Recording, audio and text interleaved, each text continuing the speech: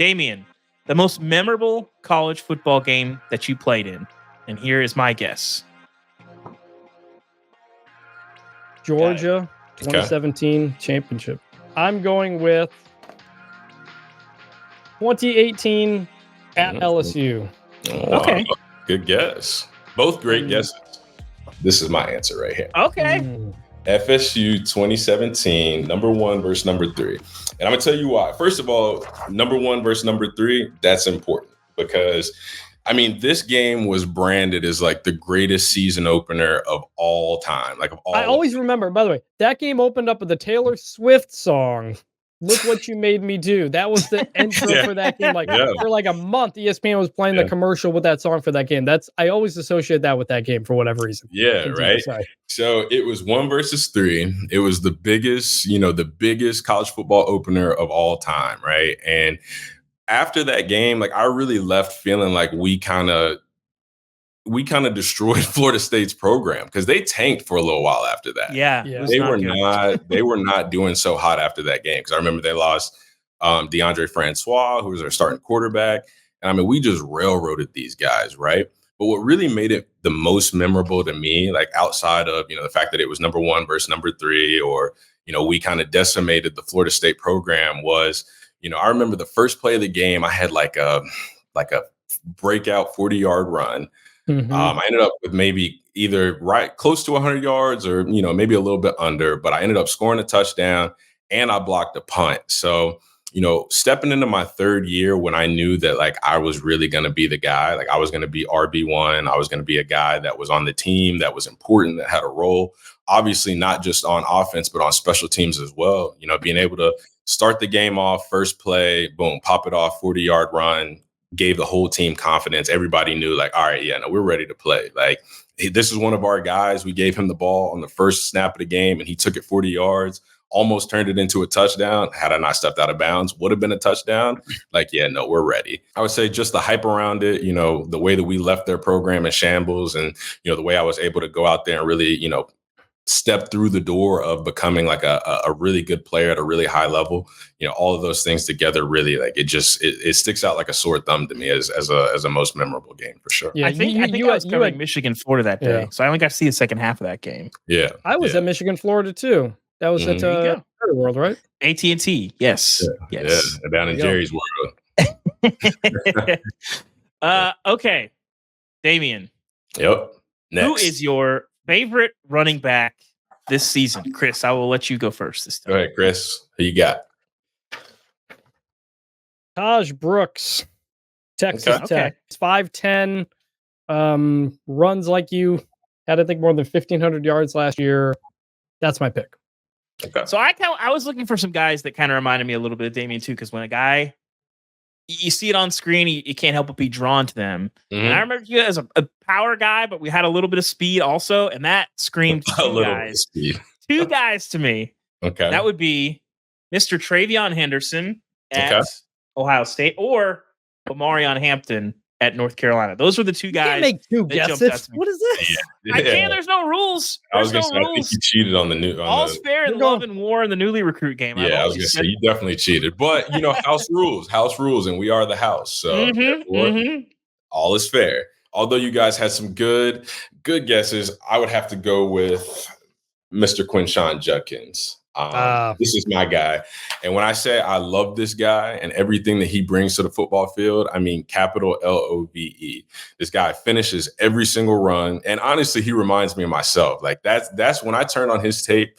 And as I've been studying, all these great running backs going into this year, when I turned on his tape, whenever I noticed the way he finished runs, and you can especially see it when he's down on the goal line, he's always falling forward. His shoulders are always in front of his knees. He's always finishing with an extra 1-2 yards of contact, of extra yards gained after contact. But he's also got that home run ability. He's got the ability to take something 60 yards. He's got the ability to make a guy miss in a crowded room in a phone booth, and then, like I said, take it 60 yards. So whenever I looked at his finishing ability and his playmaking ability, his change of direction, his short area quickness, those are all the great signs of a great running back. So him alongside with Travion Henderson at Ohio State, who would have been my second pick for my favorite running back, coming into this year. I think those two. I think that's going to be a pretty damaging tandem this year for all of college football. I think I should get half a point for that. I think I'll give it 2 points for that. I'll give it 2. And also, I think that it is. I feel much better about Quinshon now that the update to the NCAA football game has calmed down the spin move. It was too much. It was a lot. It was a lot. It was. It was infuriating, and now nobody's spamming it. So our next question, Damien, the college football team that you hated to play the most. I will go first. If either of you get this wrong, I'd be very shocked. Okay. The obvious answer is Auburn, but you're not from Alabama. Correct. So I think you know that you should hate Auburn, but I think the team that you really hate is the one that if they didn't exist, you might be a 4-time national champion instead of a 2-time national championship. That is the Clemson Tigers. Again, I'm sorry for my handwriting. My answer. Clemson there Tigers. It is. My answer is the. There we go. There we go. We got one. And you know what really pissed me off about about Clemson, excuse me, is not the fact that, like, again, because like you said, without them, I very well could be sitting here a 4-time national champion. Like, very well could be. But what really pissed me off about Clemson was the fact that all year they play in the ACC and they play teams who aren't nearly the level of competition that we play at. They don't practice the way that we practice. They didn't do things the way that we do them. So all year long, and we knew that they were good enough to eventually be in the playoffs. They were going to be in the ACC championship, whatever.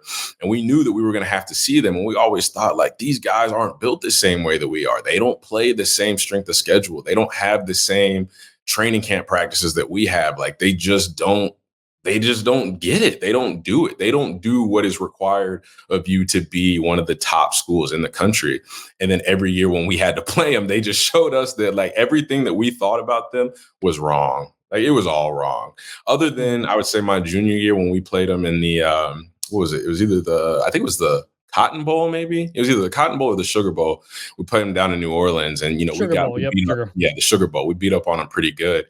But other than that, like, those other 3 times we played them, it was just dogfight. And we've been sitting here, and I can say truthfully, like, my senior year when we were undefeated, we knew, like, they were undefeated, we were undefeated, but we had totally different strengths of schedules. We had totally different players. We knew that they were not supposed to be on the field with us, and they went out there and they kicked the lining out of our asses. I mean, they just destroyed us. So yeah, I don't like Clemson. I don't like the orange. I know that there's that video of that dude talking about, like, I hate that Tennessee orange. I hate Clemson orange. I hate the purple. I hate that hill that they run down whenever they are playing at home. I hate everything about them, to be honest. So the hill is kind of amazing because the potential for injury is off the chart. It's great. And I'm surprised that Dabo has not tumbled down there yet, honestly. I think, we've seen who was it at Oklahoma that the guy fell down and got, like, trampled last year? Years ago. Was it Oklahoma or Michigan? I forget. But that was a good club. I'm surprised we don't see that more at the Hill. Yeah, no, for sure. Next question. We're going to get into the future here. How many games will Alabama win this season under Kalen DeBoer? First year without Nick Saban. The last game that Alabama played without Nick Saban was coached by Joe Kynes in the Independence Bowl. One of the greatest YouTube clips maybe in the history of college football. If you don't know what I'm talking about, I've seen. Go look up Joe Kynes' halftime speech at the Independence Bowl against Oklahoma State. It's incredible. We need to make that a drop on the show. We do. Sure. We gotta get that. We gotta get that old Eastside Trap. Anyway, Chris, how many games do you think Damien thinks they're going to win? So we're going just regular season here because in the 12-team playoff era, it's kind of hard to predict. So I'm going with 10. 10-2 in the regular season. Okay. I also have 10. I think this is going to be a good Bama team. Okay. But I think that's where we land. I think this just the schedule and all of the adjustments and the new SEC. I went with 10-2. Damien. Okay. What's your pick?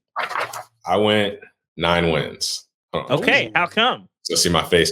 I think 10 wins is and this is just kind of going off the old Bama way and the standard that is Alabama. A 10-win season, you should never be below that. Like, I don't care who's coaching. I don't care who's playing. Like, from the standard that is set at Alabama, a 10-win season is almost kind of like, okay, yeah, you won 10 games and like, what else? You know what I mean? That should be pretty standard procedure. There's going to be a lot of things that come up that are going to be like, how do we overcome this? And the way that you overcome some of those things is by having, a coach that's been there for a while, players who have been there and played together for a while. And that way you're in certain situations and it's like, okay, well, we're playing a good team and they're throwing their best shots at us. We've got to come together, get our guys together, rally the troops, and go out and perform, execute, do all the things that we need to do to win this game. With Coach DeBoer coming in, like, everybody has these great expectations of like, well, he's got to do this to live up to Coach Saban's name. Coach DeBoer needs to go and be the best version of Coach DeBoer. And with him being a new coach in a new place that has a lot of expectations, with a lot of guys who have either left or are a little, let's see how this goes. To me, that gives you a throwaway game. That gives you a game against, like I said, like a Wisconsin at the beginning of the year that you very well should win because you've got more talented players, you've got better coaches, but you just haven't quite figured everything out yet, right? Mm-hmm. Like, it's early in the year. You're still working out some of the kinks. You're still working out some of the new coaching staff, the new players, team chemistry. There are a lot of things that can either go really well or really wrong. So I think 9 is a safe bet, but I definitely think that they do have the potential to win 10, 11, maybe 12. That schedule's tough, man. They play 5 preseason top 16 teams. You got Georgia. I mean, they're going you got Missouri at home. You got to go to Tennessee. You got to go to LSU. You got to go to Oklahoma. Auburn at the end of the year is always tough. So yeah, we'll see. I mean, I don't think the Alabama fans will be happy with 9-3 at all. 9-3 probably doesn't get you in the playoff. It'll be close, but we'll see. Yeah, I think we've referenced it, but I think that, and these are famous last words, so maybe we'll be wrong this year, but I think it's very, very possible in the 12-team playoff era, in the Super Conference era, that Michigan will be the last undefeated national champion for a long, long time. Yeah. We'll see. I would be willing to say I agree. Yeah, our next question, there's a preamble to it. Okay. Last week, Manti Te'o talked about how intimidating the 2013 Alabama squad, a little bit before you got on the scene, Damien, was in the national championship. We're going to play that clip if you haven't heard it. And I do remember this very vividly. My soon-to-be teammate, DJ Fluker, and Chance Warmack come running out of the locker room with their jerseys tucked underneath. No, it's up. Their big bellies are out. And they have their fours up. And I remember DJ going by and saying, womp, womp, womp, womp. And I remember vividly remembering the silence behind me. And I kind of glanced back at my teammates, and the eyes on them were so large, I knew at that time, I was like, all right, this is going to be a long day. Oh, no. To my guys' credit, they never flinched. But let me tell you guys, when we played the Alabama team in 2013, there was a difference. There was a difference with those Bama boys. Yeah, that was the 2012 Alabama team beating excuse the 6 smile I had on my face whenever they came back from the video. Shout out to Big Eddie Lacy. What he did to that Notre Dame team, my God, I think was illegal in like 41 states. That was rough. So the question, Damien, for you is, do you have a memorable oh no, or you can smell fear on an opponent coming into a game? So Chris, I'll give you the first guess on this one.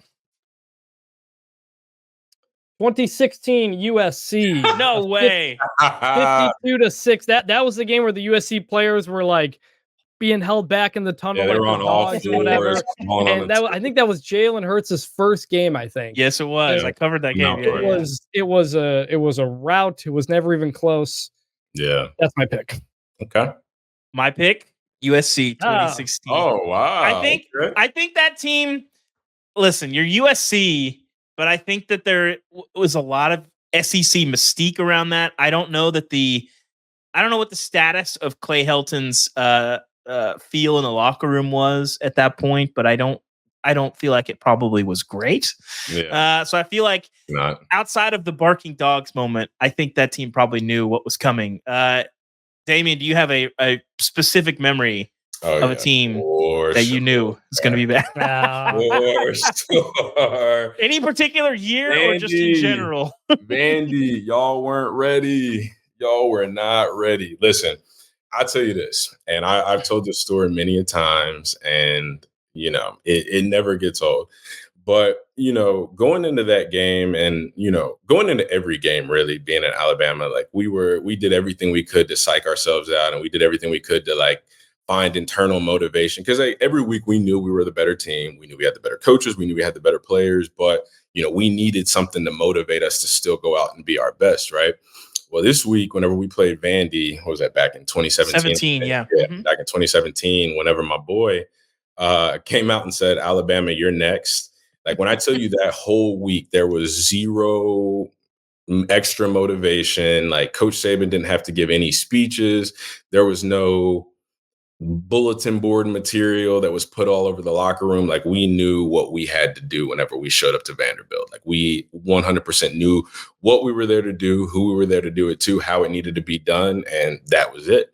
And so we get to the game and, we're in the locker room and you can hear a pin drop in there because nobody's talking. Coach Saban's not giving his usual speech. He's not doing his deal. He's just kind of sitting there waiting for the clock to hit 2 minutes. That way we can say our prayer and go out and play.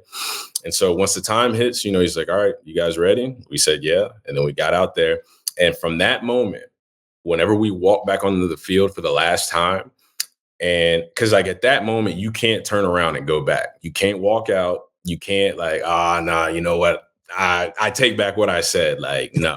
Once we went out there for that 2 minute warning, and, the national anthem and all that stuff, like you could look across the sideline and you could feel an overwhelming sense of like everybody on Vanderbilt's team looking at that one guy and being like, what did you do? Like, what did you sign us up for? Because like literally just from like the opening kickoff, looking across at their sideline, like we could all smell the fear. We could see it on their face. We could smell it on them. Like it was just like, we were like a pack of rabid dogs. Like once you smelt that first drop of fear, like we were just like, because I remember we would like look at each other like, y'all see him over there? Like they're not like, look at them. Look across, like look in their eyes. Like they do not want what we're about to bring to the table. And they did not. Like I said, as soon as we came out for that last time before the game started, like you could smell it on them. Like you could smell it on their fans. You could smell it on the players, the coaches. Like every time a player made a play, the coach was just like, I don't know what to tell you guys. I don't know what to do. So yeah, Vandy, like I said, the week leading into it, we knew what we had to do. And then once we got in there and once they closed the gate, we always talk about once you go out there and we close these gates, like they don't get open until somebody comes out a winner. So once they closed the gates behind us, it was over. Vandy was 3-0 coming into that game. They lost 59-0. They had beaten a top 20 K-State team the week before. Yeah. That's what sort of prompted it. But that was a pretty good team. That team won 8 games. And that Vandy team you guys played, you might have broke them because they did not win another SEC game until their finale against a Tennessee team that had fired Butch Jones and was ready to move on. Yeah, I mean, and that's the thing, we were very much about kind of like you just alluded to, like breaking people's will, like we talked about Florida State earlier, like that was we wanted to be the Grim Reapers. Like, it wasn't just like, oh, okay, we play y'all, we beat y'all, and then we leave. Like, no, we want to do something to y'all. Like, we want to mess with your psychoanalysis. Like, we want to mess with you up here. Like, we want to beat you so bad that right here, you start to think like, am I cut out to do this? Can I play with these guys? Like, can I, like, what, like, why am I even out here? And we did. Clearly with Florida State. I mean, Vandy, and this is no disrespect because I got a lot of brothers that played at Vandy. They weren't in a great place. And then after that, they still weren't in a great place. So, that's the Bama way.